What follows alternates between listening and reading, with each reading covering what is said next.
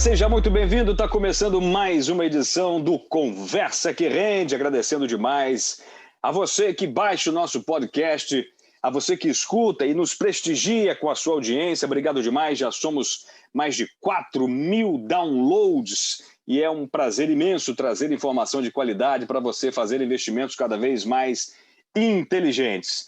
Estamos hoje com casa cheia, bacana, muitos assuntos para a gente comentar. Eu, Rafa Ribeiro, estou ao lado da Thaís Souza, Ruiva das Finanças. Tudo bem, Thaís? Beleza? Beleza pura, Rafael. Prazerzão estar aqui e super feliz que eu estou com vários colegas, casa cheia, como você falou. Simbora, pessoal. Bom demais. Pedro Cassal está com a gente de novo. Tudo bem, Pedro? Bem-vindo. Fala, Rafa. Obrigado. É uma honra participar mais uma vez desse podcast tão badalado. Imagina, que isso. Prazer é nosso. Cadu Wing, nosso super Cadu, também de novo presente. Fala, Cadu, beleza? Fala, Rafa, uma boa noite aí para todos. Prazer novamente estar participando essa semana, falar bastante assunto aí. Legal. E o Caio César, nosso guru do câmbio. Fala, Caião, tudo bem? E o dólar? Boa noite, Rafa. Boa noite, pessoal. O dólar tá calmo essa semana, né? Tá calmo? Tá calmo. Comparado ao resto do ano. Tem razão.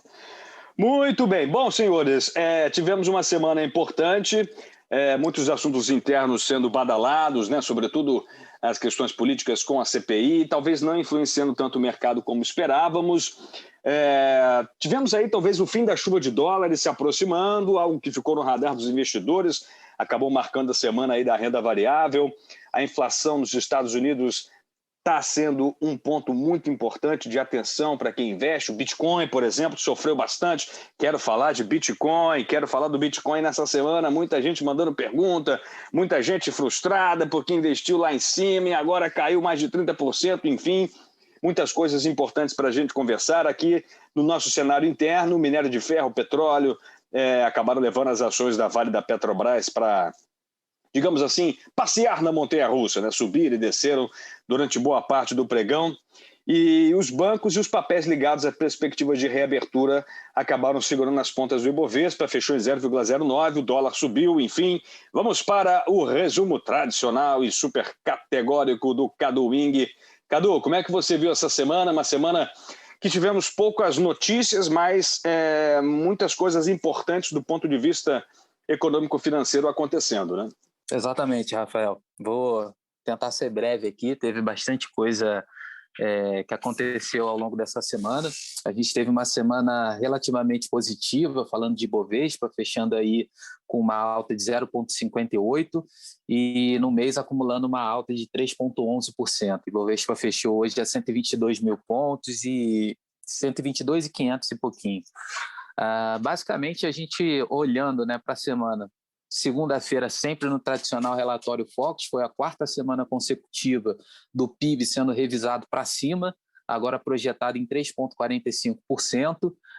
Da mesma maneira, o IPCA também sendo reajustado para cima, ultrapassando ali já o teto da meta de inflação e fazendo com que a perspectiva para a Selic, para a nossa taxa de juros, o mercado já precifique ali a Selic caminhando para 6,5%, né? Há um mês atrás, ela estava projetada em 6%.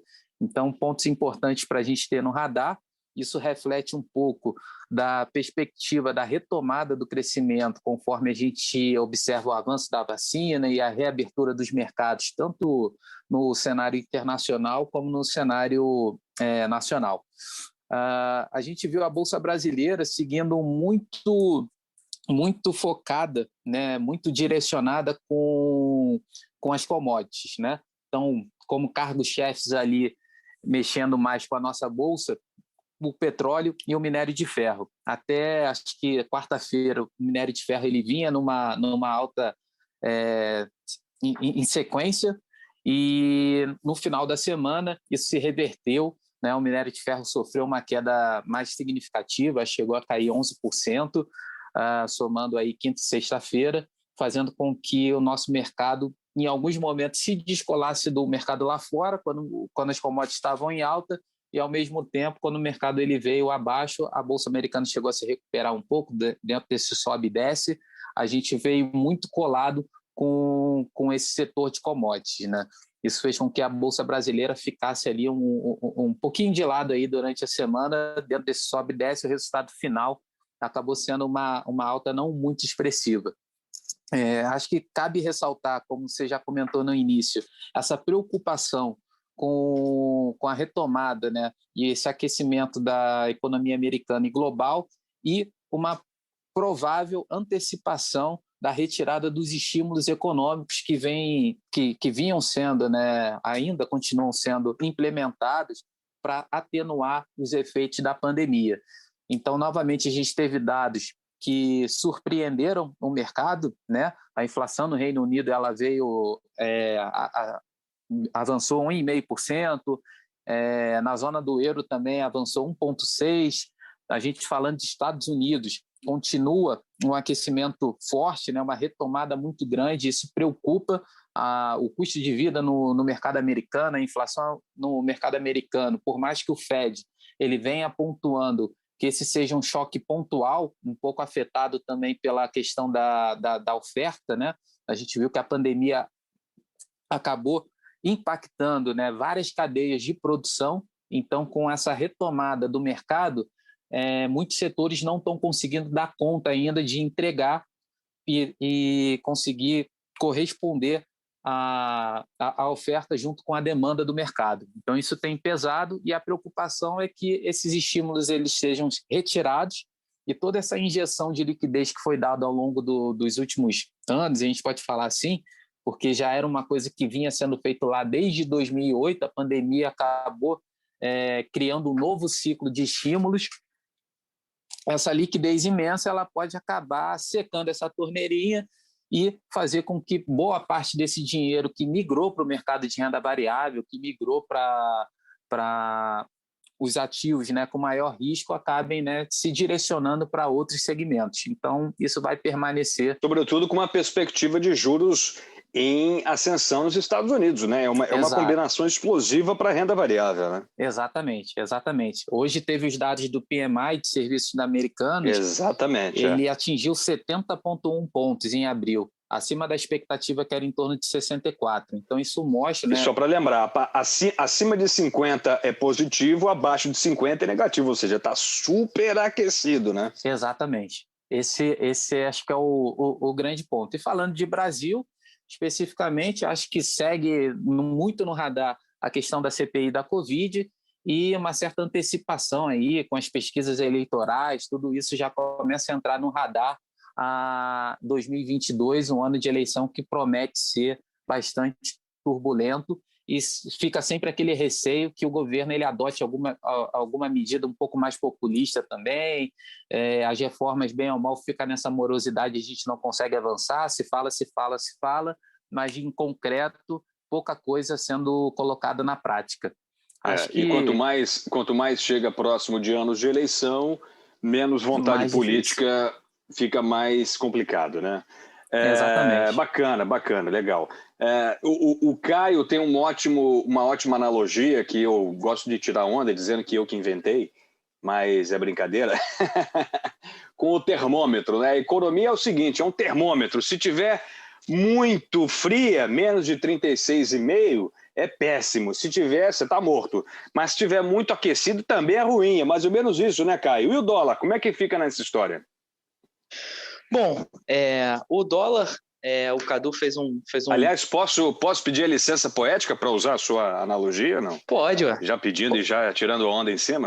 Qualquer um pode tirar onda em cima das coisas que eu falo, inclusive pedir licença poética, já está registrado aqui no podcast. O dólar, apesar das coisas que o Cadu colocou aí muito, muito bem, ele fez um movimento ao contrário, né? Na verdade, o real se valorizou. Se valorizou mais na semana passada, essa semana ele ficou um pouco de lado, né? Ele não sabe se ele tem força, na minha opinião. Eu acho que o mercado não tem força suficiente para a gente vir abaixo dos 5,20 ou dos 5,10. Ele até teve uma correção hoje, ele subiu, se não me engano, 1,30, você deve ter os números mais redondos, Rafa, mas ele subiu 1 e pouco, corrigiu aí o movimento da semana que ele ficou lá próximo dos 5,20. Eu acho que o mercado está vendo muito uma questão de inflação nos Estados Unidos, né? Que acho que vocês já O falaram. dólar subiu 1,40, né? Exatamente. Foi a moeda que mais se valorizou em relação ao dólar no dia, né? Surpreendente até. Perfeito. E aí a gente ficou, enfim, tá numa indefinição, né? Eu acho que a gente ainda não tem força suficiente para o real se valorizar mais, mas ao mesmo tempo o mercado brasileiro está muito de olho em juros americanos, juros esses que não vai acontecer no curto prazo, né? Por mais que o pessoal fale. Se você vê a negociação de títulos americanos de 10 anos está em 1,6, mas o consenso não é que chegue em 1,6 ao longo dos 10 anos, é mais próximo do final.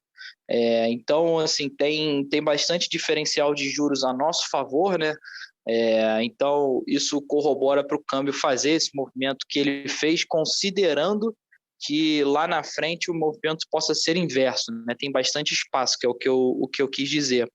Eu acredito que assim a gente está ainda bastante distante de um dólar neutro, né, em que você só considera a paridade de poder de compra, né, que é a evolução do dólar real de acordo com a inflação dos dois países, né? Se você pegar o dólar sem risco nenhum, o dólar seco, você veria que ele contra o real deveria estar valendo hoje algo próximo de R$ 3,60 ou R$ 4, que seria o dólar neutro, mas dos R$ 4 até aqui é tudo risco, é tudo tempo, é tudo, enfim, movimentos de curto prazo e um pouco de... Segurança política, jurídica, tem todo um molho aí nesse caldo. E eu acho que esse molho ainda está muito grosso para a gente conseguir ver alguma coisa próxima daquele fator. Eu acho, na minha opinião, que a gente vai acompanhar aí o brasileiro olhando mais para os Estados Unidos do que para o próprio Brasil, né? Eu digo brasileiro na parte de mercado financeiro, porque a gente está aguardando lá o que o pessoal vai fazer com relação a estímulos monetários agora com essa inflação que o Cadu colocou aí.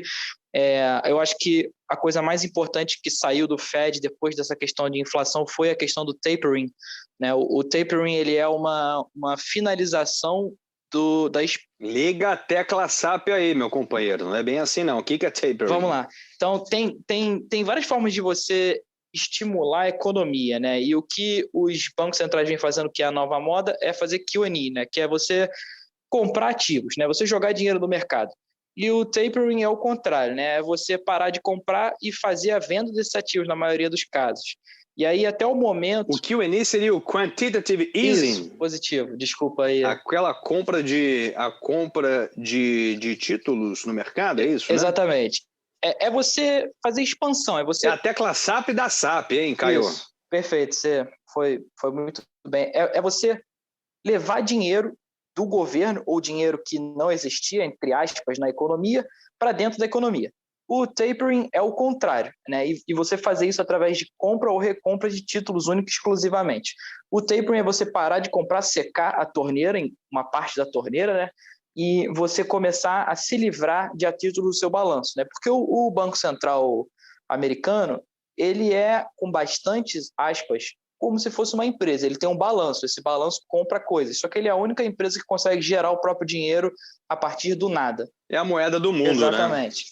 Então, se você entrar lá no site do Fed, eu sempre incentivo que as pessoas façam, você vai conseguir entrar lá no balance sheet deles. E aí você vai conseguir ver com um certo detalhe, riqueza de números, no que eles estão comprados, quais títulos que eles compram, o que eles estão divulgando, qual o tamanho do balanço, e a ideia deles é enxugar um pouco desse balanço, e ao enxugar um pouco desse balanço, seca uma parte da torneira. Isso foi o que mais surpreendeu o mercado aí ao longo dessa semana, ficou movimentando o dólar e também ficou movimentando os juros americanos, porque não se tinha falado mais nisso. Na verdade, nunca se tinha falado nisso até esse ponto, e chegamos nesse ponto e entramos nessa discussão. Só que o Fed ainda está muito, o Banco Central americano ainda está muito engatinhando nesse fechamento de torneira. Nesse momento, eu até vi uma colocação engraçada, acho que foi ontem, na mídia, em que eles passaram que o Fed está conversando para conversar, em sentar para conversar, fazer isso. Então, assim, eles ainda estão discutindo a ideia de discutir a ideia. E só isso já amedrontou o mercado, para você ver o poder que tem das decisões do Banco Central americano. E eu acho que assim, a gente vai ficar aí nessa novela que é os Estados Unidos, por um tempo, até a gente entender quais serão as medidas tomadas daqui para frente. Isso considerando que para o Brasil vai ser ceteris paribus, né? Que não vai mudar nada. No Brasil, a gente não vai inventar mais nada. Na minha opinião, a gente vai continuar nessa novela e o dólar vai continuar nesse patamar, podendo aí dar uma estilingada para cima ou para baixo, como sempre faz normalmente, por volatilidade de mercado mesmo. Eu até concordo contigo, mas de certa forma, internamente, a gente tem estímulos para que o dólar abaixe, né? A gente tem aí uma crescente alta nos juros, a gente tem uma inflação que, de certa forma, é atrativo para os papéis pós-fixados aqui no Brasil, enfim. Teoricamente, a gente deveria estar atraindo grana estrangeira. Temos uma bolsa dolarizada extremamente barata, mas o que a gente vê é um dólar resiliente, pelo menos na minha opinião. Um dólar que insiste ali, mesmo com estímulos, mesmo com uma economia que tende a uma força, né, centrífuga, né, para os mercados emergentes, a gente percebe o real ainda muito, muito desvalorizado, pouco atrativo para os mercados estrangeiros. Mas deixa eu saber na ponta da linha, eu quero saber como é que o investidor está analisando todo esse contexto, né? É muito complicado, né, Thaís, Pedro? A gente olha, liga na televisão, é CPI o dia inteiro, aí liga nos mercados, Bitcoin caindo, despencando, né? Tudo aquilo que teoricamente deveria atrair o investidor para investimentos um pouco mais arriscados, teoricamente não estão assim tão atrativos. Como é que a gente faz para ganhar dinheiro nesse cenário, hein, Thaís? Pois é, meu querido Rafael. Exatamente isso, né? Aquilo que deveria estar fomentando o interesse, né, acaba afugentando um pouco, deixando alguns investidores temerosos, assim. A grande questão que é o seguinte: o investidor ele tem que ter em mente, né, que quando ele está em ativos de risco, ele está sujeito a passar por esses momentos, né? E é por isso que todos nós aqui na MacLeod, nós trabalhamos com uma boa equalização de risco da carteira, né? Agora, uma coisa que tem brilhado os olhos dos clientes que querem algo diferente de ações, diferentes ações, quando eu falo ações, comprar diretamente na B3, né? Negociar diretamente com a B3, coisas diferentes de renda fixa e os fundos que a gente já conhece, é justamente o fundo de cannabis, Rafael. Você já ouviu falar no fundo de cannabis? Já ouvi falar na cannabis, no fundo de cannabis nem tanto. Pois alguns fundos estão surgindo, né, com exposição a esse mercado, no seguinte sentido. Mas eu não vou ser preso não, né?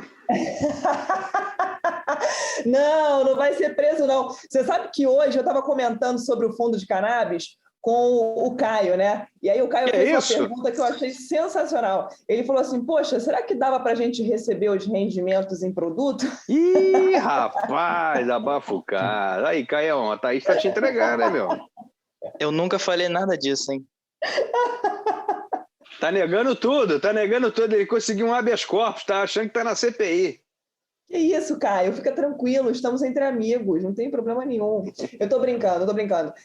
Brincadeiras à parte, mas é verdade, viu, Rafael? Não, sem dúvida. Na verdade, isso aí é fantástico. A gente tem vários fundos que estão investindo em empresas, em startups, né, que utilizam a cannabis para, enfim, fins medicinais, fins terapêuticos e que, sem dúvida nenhuma, tem mexido demais com ações e grandes fundos de investimentos, né, grandes gestores têm olhado com bons olhos esses fundos. Você tem toda a razão.